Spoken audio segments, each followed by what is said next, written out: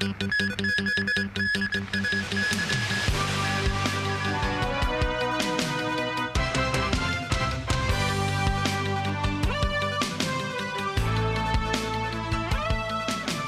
evening and thank you for joining us. Starting from June 25th, registered residents entering and leaving the city through the Hong Kong-Zhuhai-Macau Bridge can cross the border in just 5 seconds. This as the Immigration Department is poised to upgrade its seamless e-channels. Samantha Low reports. The upgraded clearance system has been installed in the 2 seamless e-channels at the Hong Kong ports of the Hong Kong-Zhuhai-Macau Bridge, and it will start operation from the 25th of June. Travelers can cross the border without presenting their ID cards or fingerprints. Each channel has 5 cameras installed at varying heights and angles for facial recognition. Registered users can pass through the e-channels without stopping. The Immigration Department says the entire clearance process takes about 5 seconds. That's 3 seconds faster than existing e-channels. During system testing, the system boasted accuracy rates of over 99%. As for the next step, as I said, this is just the beginning.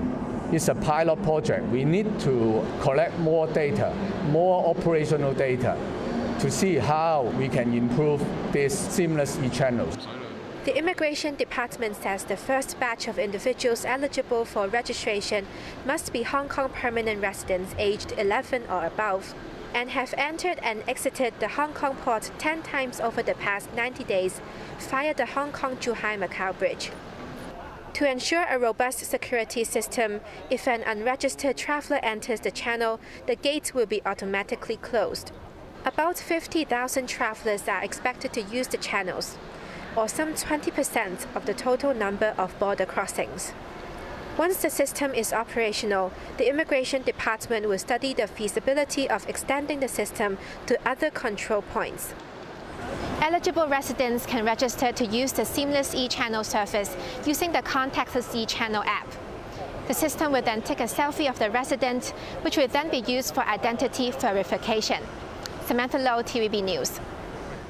It is reported that the new Huanggang port building is expected to officially open as early as next month. The Shenzhen municipal government said on its WeChat public account that the old Huanggang port has been fully upgraded through demolition and reconstruction on the original site. The construction of the main building is now complete, and various customs clearance facilities are undergoing testing ahead of the upcoming opening. Meanwhile, China Central Television's Greater Bay Voice reports that the new port is expected to open next month. The new Huanggang port is located in Futian District, Shenzhen. It is equipped with 134 self-service channels and more than 60 manual counters, which can shorten the crossing time from the original 30 minutes to about 5 minutes.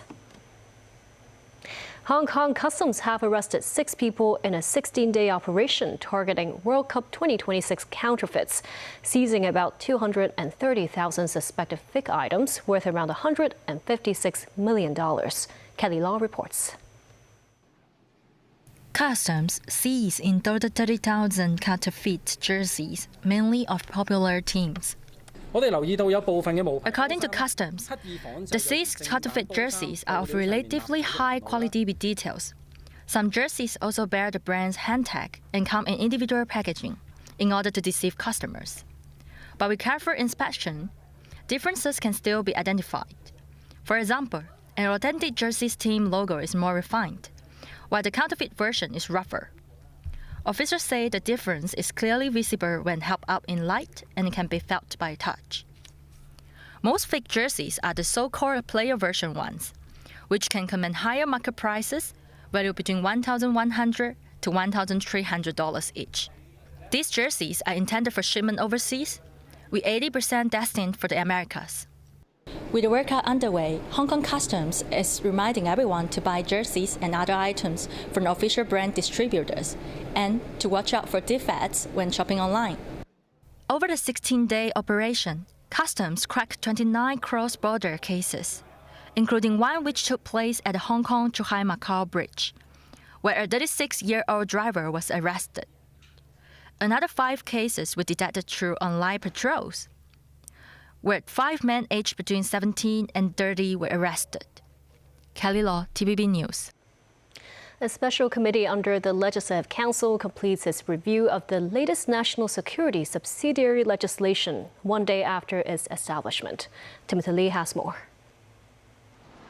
Having come into effect after it was gazetted days prior, the national security subsidiary legislation grants the chief executive the authority to issue certificates to classify certain cases as national security offenses.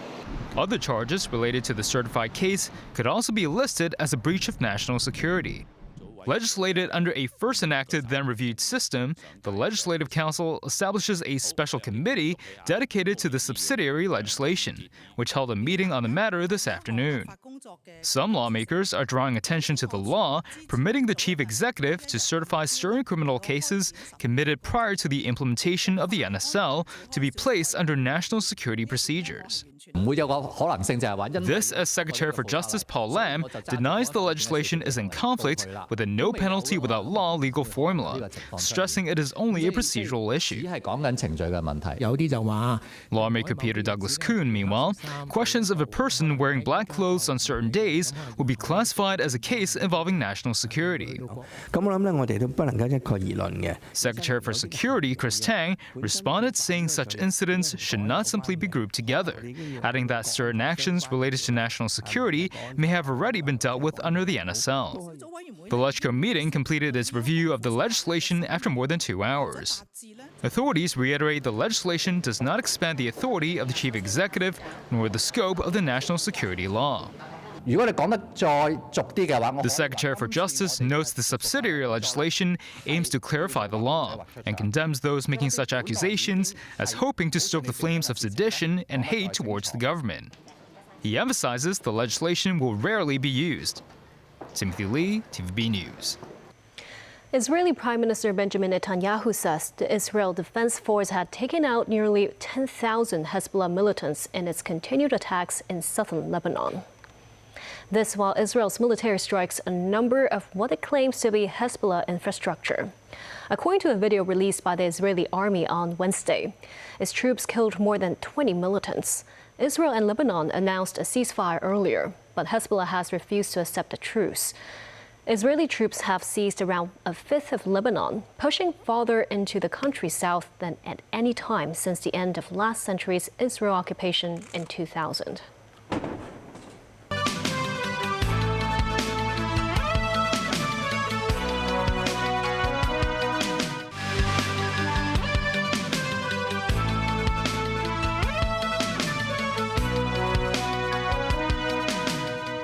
Welcome back. The U.S. government is imposing sanctions against 11 people and entities, including several based in Chinese mainland and Hong Kong, claiming they support weapons procurement by Iran's Islamic Revolutionary Guard Corps and the Iran military. They include a Hong Kong-based company allegedly operating within Iran's clandestine banking network, according to the U.S. Treasury's Office of Foreign Assets Control. Beijing had long called for the U.S. to stop its wrong practices against Chinese companies so as to create a fair business environment.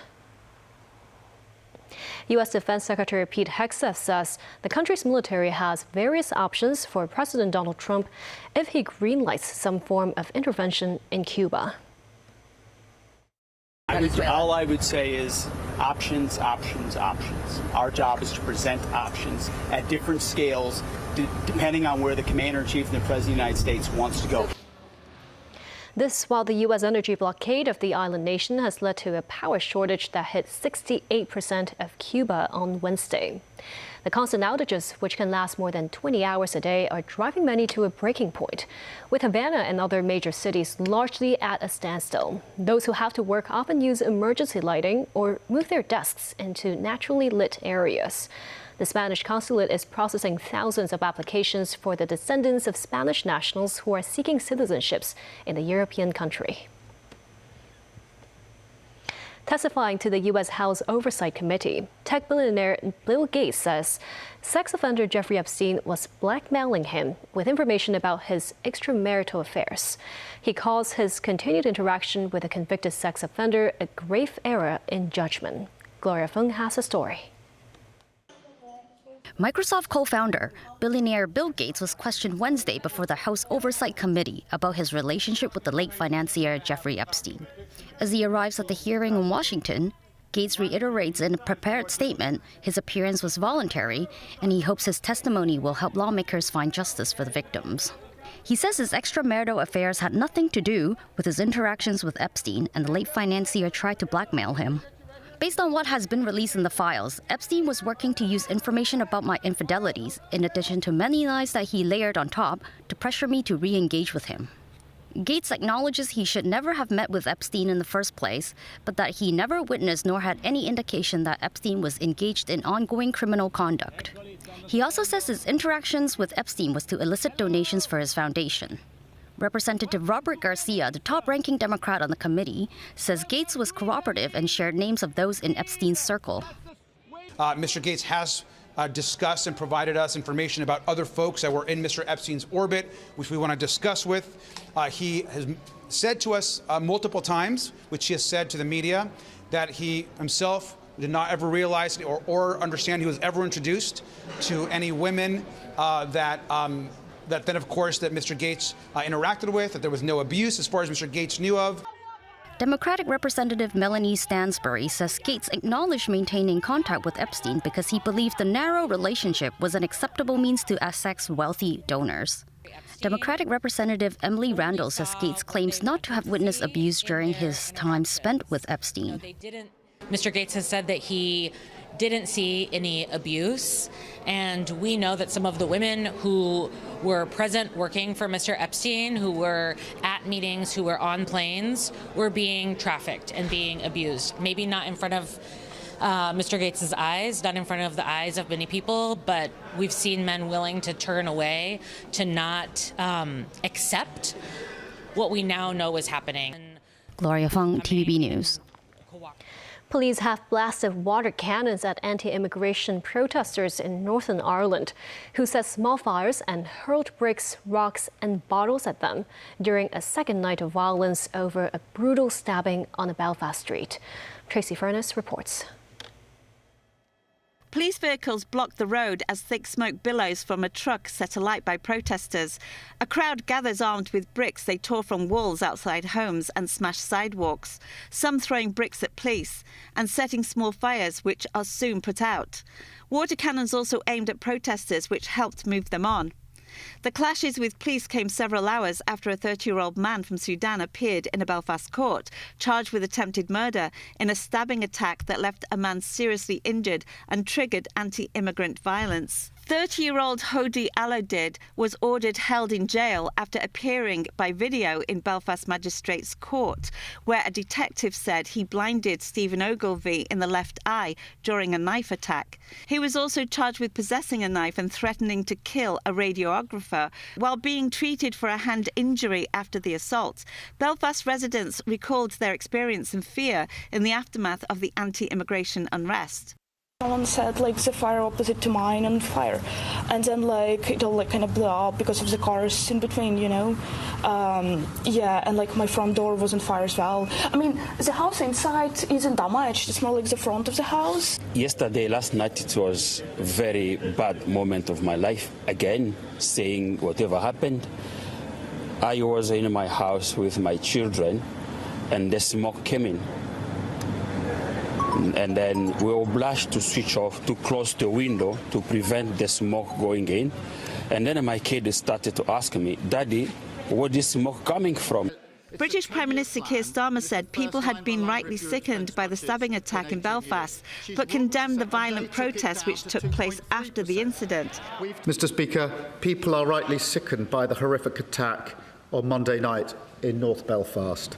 As you have just said, the man arrested has been in court in Belfast this morning and charged.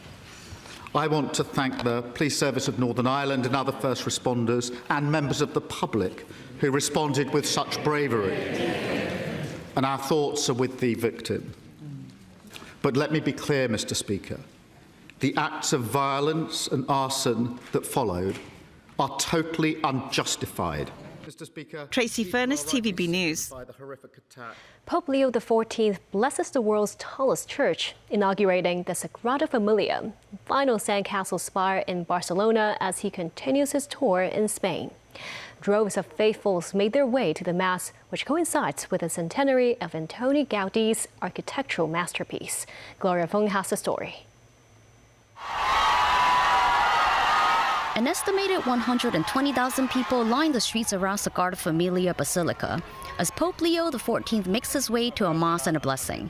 The service marks the centenary of the death of architect Antoni Gaudi and celebrates the inauguration of the church's final soaring sandcastle spire. Inside the church, Leo, speaking in Catalan and Spanish, calls the temple one of the world's most visited monuments and a symbol of unity and harmony for all of Spain. He likens the ongoing building project to the lifelong journey all Christians make to find God. With Spanish King Felipe VI and Queen Letizia sitting by his side, a 100-strong choir fills the basilica with song. Afterwards, the American pontiff blesses the basilica's Tower of Jesus Christ and its ceramic cross from outside. A spectacular light show illuminates the basilica's stained glass windows from the inside as fireworks shoot off its facade to the soundtrack of another choir performance. The Sagrada Familia was finally completed last year after a century of construction, and at 172.5 meters, it's the world's tallest church.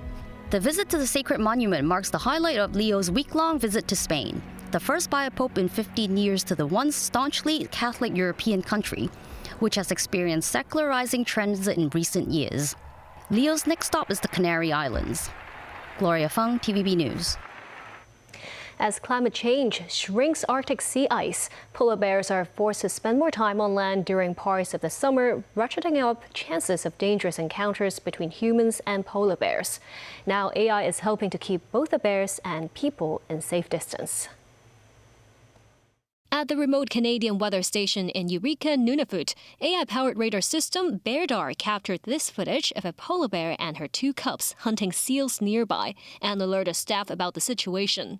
Developed by conservation group Polar Bears International, the system uses military-grade radar technology to detect bears up to 1 kilometer away and is not hampered by weather conditions.